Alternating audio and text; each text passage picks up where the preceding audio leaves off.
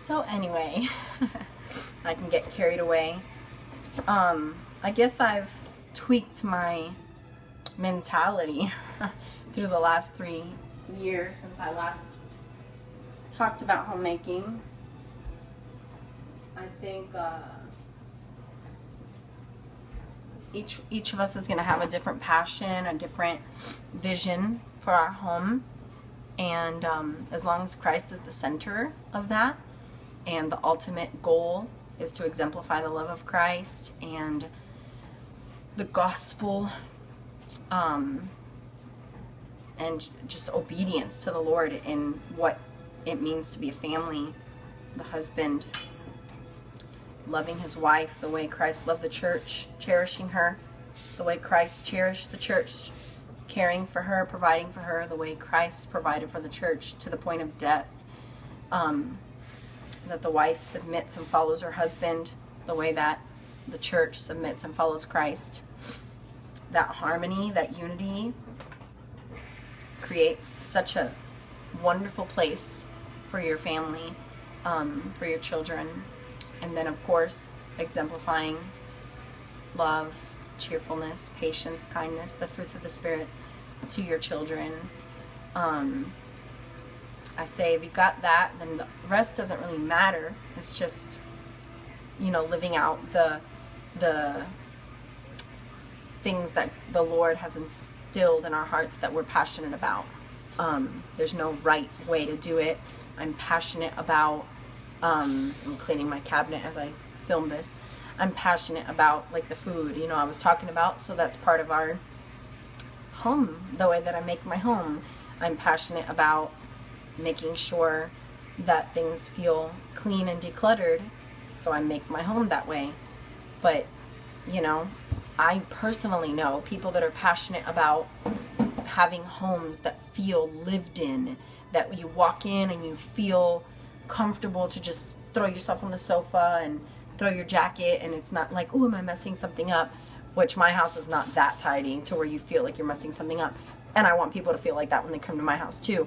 But some people that I know feel like your house has to look that way, for people to feel that way when they come over. And so, awesome, make your home that way, And, homemaking is one of those things as far as the exterior things, like the way the house looks and the kind of food you have time to make and all that stuff. That can vary from week to week because life is busy, and sometimes there's nothing in the fridge, and sometimes you are sick and you don't have time to mop for 2 weeks, and that's okay, or a month or 3 months.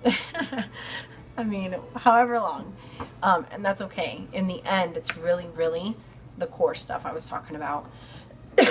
But I'm sure I said this in my video.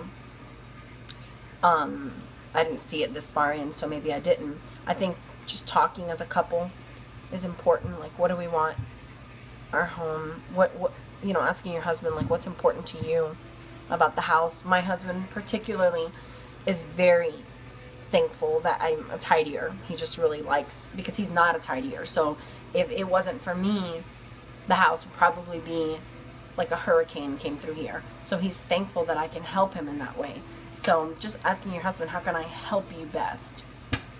I have friends that is the other way around. The husband's the tidier and the wife is not. Or the wife is not very efficient and the husband's very efficient. And so a lot gets done when he's home and not as much gets done when she's alone. And that's okay. I mean, this is the beauty of how different we all are, and how the Lord's paired us uniquely together.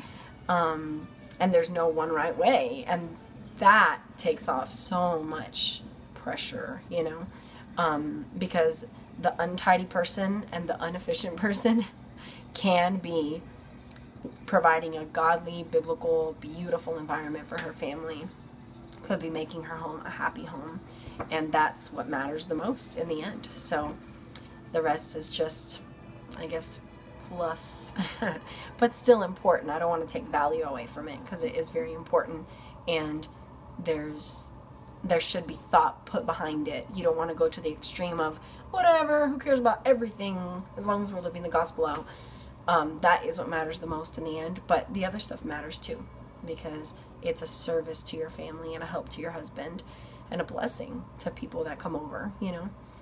So yeah, this would be my homemaking revision video. I don't know, on what I've learned in the last 3.5 years and how the schedule thing works when you have time for it, but there might be seasons in life where that's just not possible anymore once homeschool starts and all that. And then the kids get bigger and they can do even more. And if you have girls, they can do even more, which even though I don't have girls, my boys, I'm going to teach them to cook, and they're going to cook 1 meal a week when they're older, because they need to learn how to cook, right? I don't want them to eat McDonald's right when they move out of my house. I want them to know how to cook their own food and like home-cooked food versus nastiness. So anyway, I can go on forever, but I just wanted to update the homemaking video. I hope this is helpful. And if I left something out or said something weird that you don't understand, feel free to ask questions and I'll happily explain.